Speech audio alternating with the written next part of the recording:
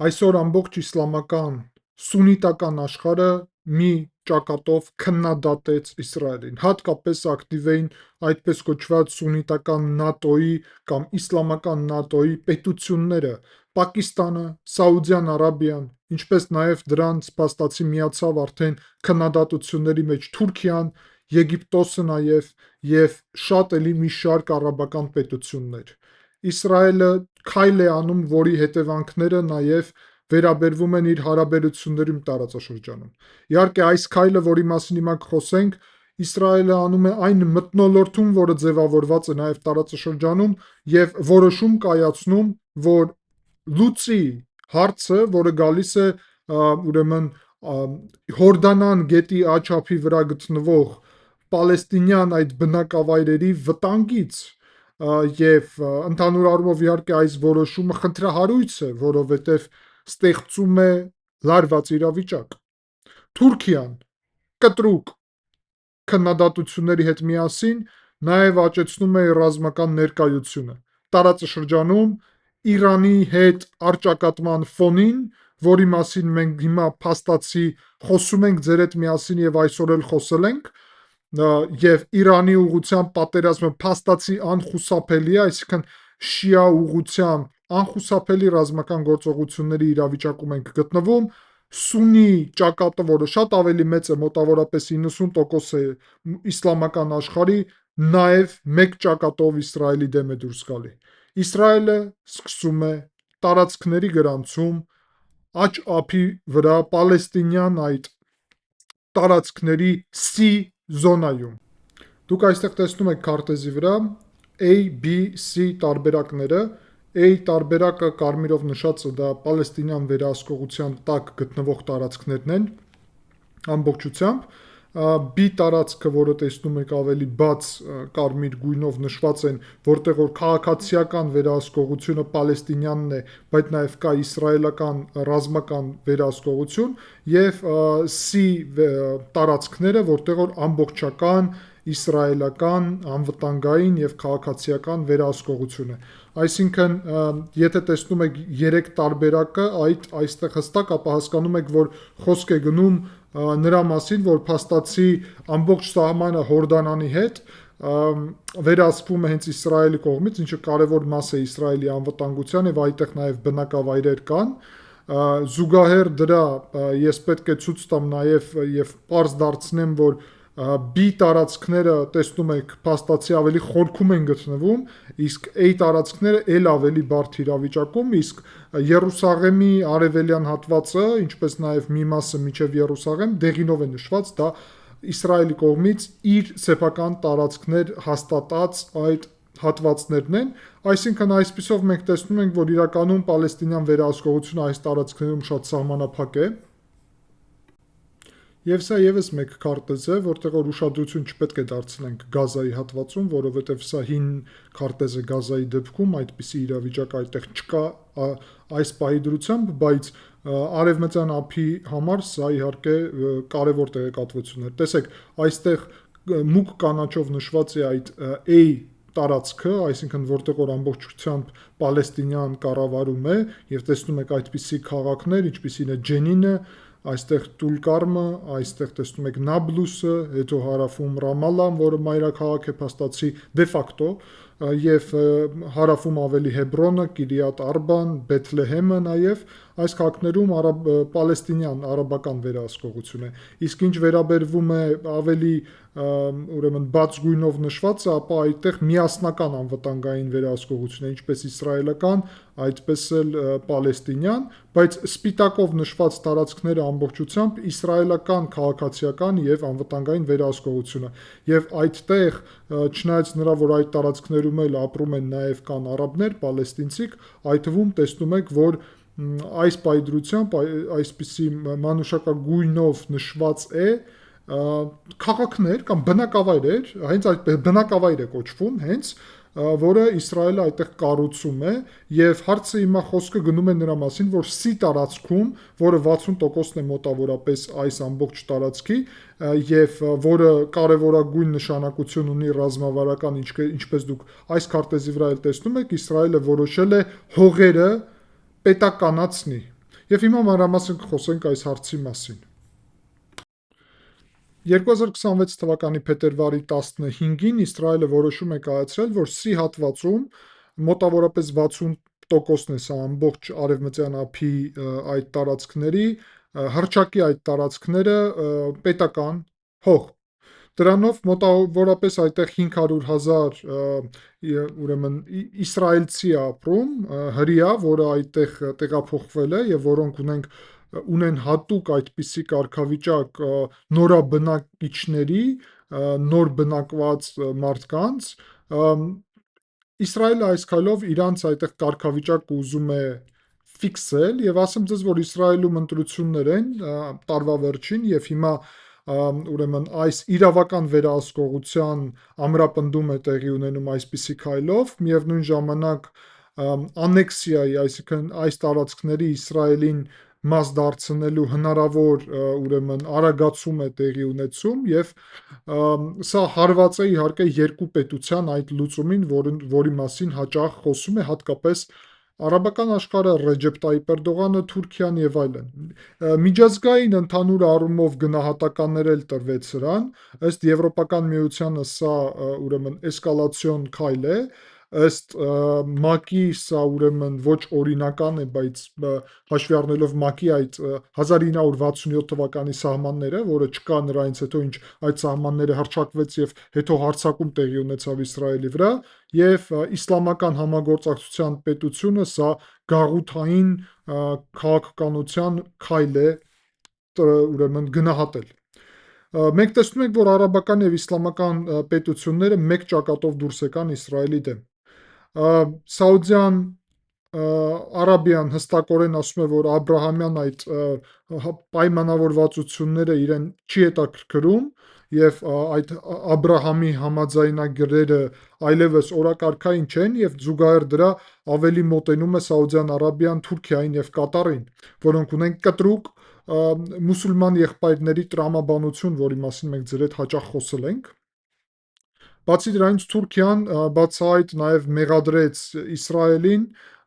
սրա համար եւ իր կայսրական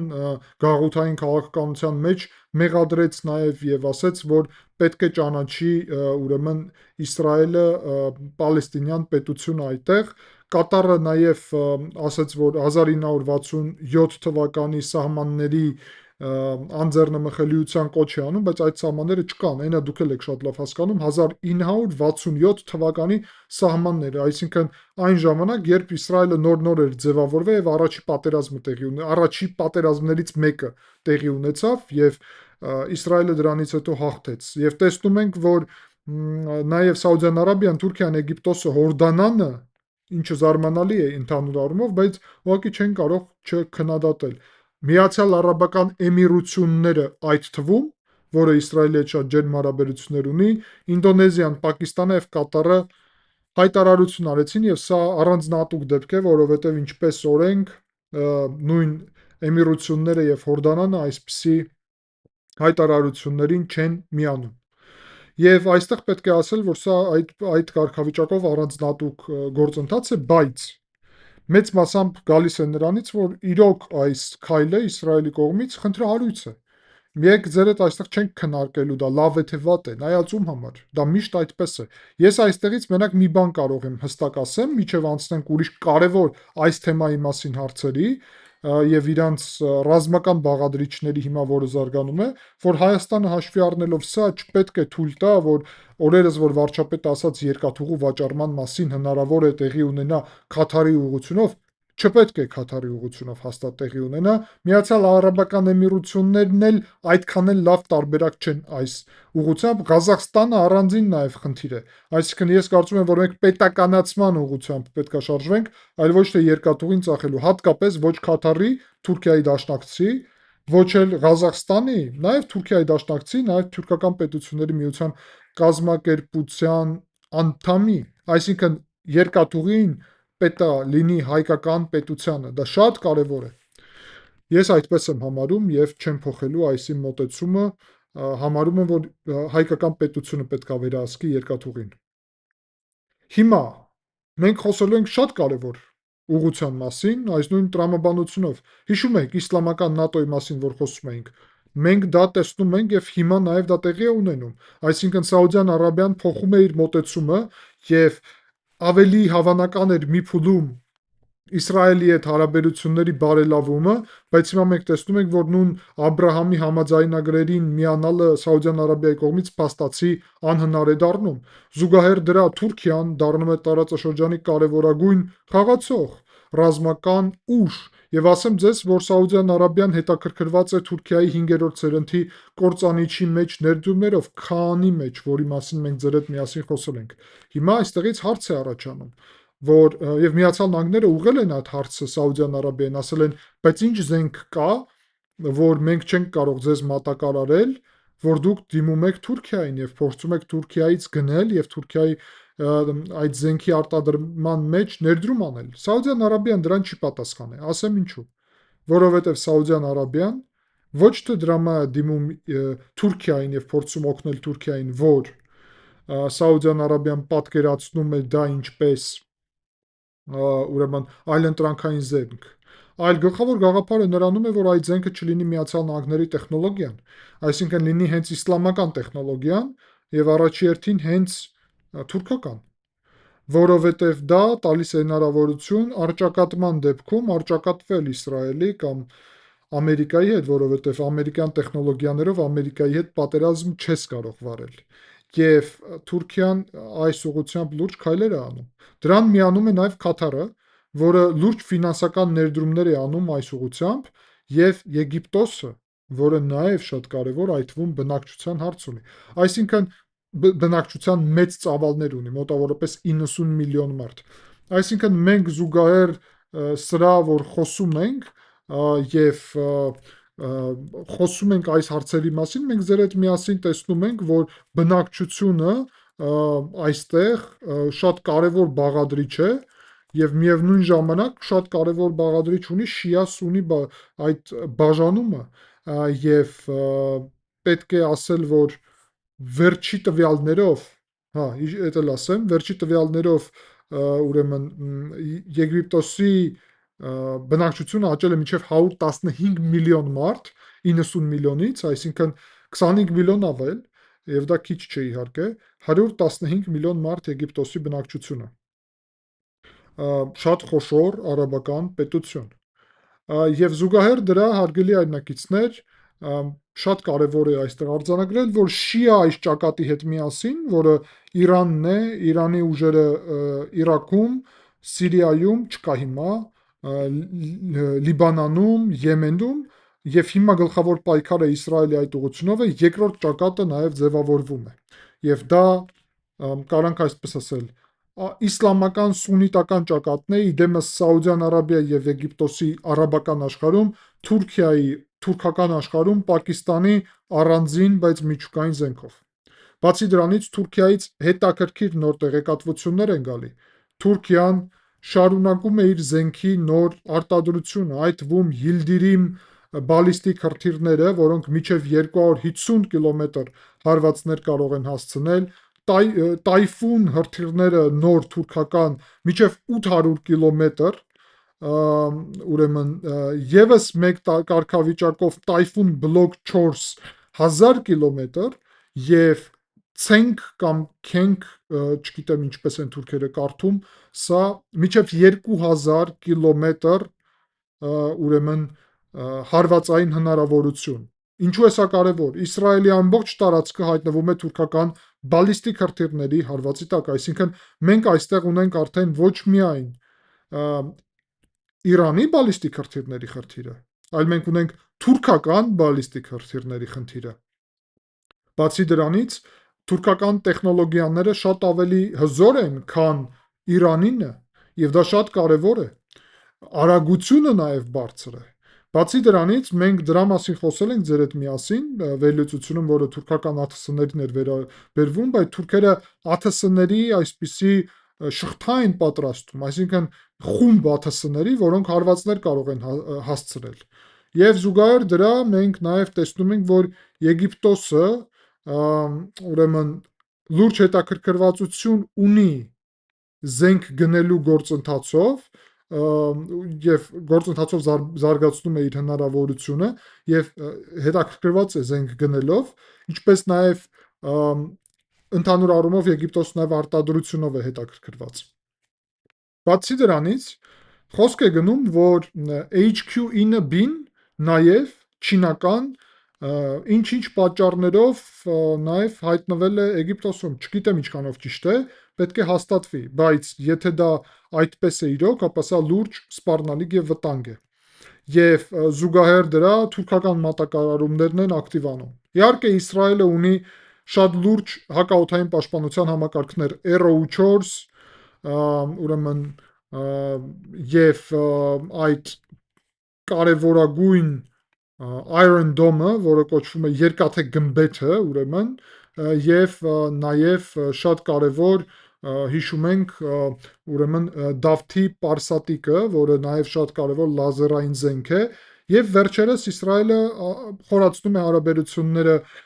Հունաստանի եւ Կիպրոսի հետ, Միացյալ Նահանգների հետ իհարկե, բայց ընդհանուր առումով պետք է հասկանալ, որ Իսրայելի միջուկային զենքն է այստեղ կարևոր զսպիչ հնարավորություն։ Իսրայելը ունի մի կողմից խնդիր իրանական բալիստիկ հրթիռների, թուրքական աճող ռազմական ներկայության, սուննիտական աշխարհի կոնսոլիդացման եւ միջազգային կառույցների այսպիսի ճնշման։ Եվ շատ կարևոր է այստեղ արձանագրեմ, որ սա տալիս է մեզ հնարավորություն, որ հատկապես երբ հարցը գալիս է Թուրքիայի վտանգների մասին, ապա համագործակցել հայ-իսրայելական օրակարգով եւս մեկ անգամ, բայց ընդհանուր առումով սա խոսում է նրա մասին, որ պատերազմում Իսրայելի դեմ կարա նաեւ հայտնվի Թուրքիան եւ ամբողջ իսլամական արաբական աշխարհը։ Այսինքն այս որոշումը Իսրայելի անվտանգության առումով ճիշտ է, մարդու իրավունքների առումով գուցե ոչ, բայց ընդհանուր առումով սա նշանակում է, որ տարածաշրջանում կարող է պայթյուն տեղի ունենա եւ ել ավելի մեծ հակամարտություն։ Այս իրավիճակը շատ լուրջ է եւ մենք ձեր հետ միասին պետք է լավ տեղեկացված լինենք հայկական հանրությունը եւ իհարկե պետությունը հնարավոր զարգացումների մասին, որովհետեւ վտանգը իրական է եւ սպառնալիք շատ լուրջ է։ Այս թեմային պետք է ուշադիր հետևենք։ Շնորհակալ եմ ուշադրության համար, հարգելի այրնակիցներ, իսկ հիմա ես առաջարկում եմ ձեր հետ միասին դիտենք շատ կարևոր այսօրվա վերլուծությունը, որը վերաբերվում է գագաթնակետին հասած լարվածությունը Հորմուզի նեղուցում եւ փաստացի պատրաստված արդեն այսպիսի պատերազմի եզրին հասած իրավիճակը Իրանի ուղղությամբ, որը նաեւ այս թեմայի հետ ուղիղ կապ ունի։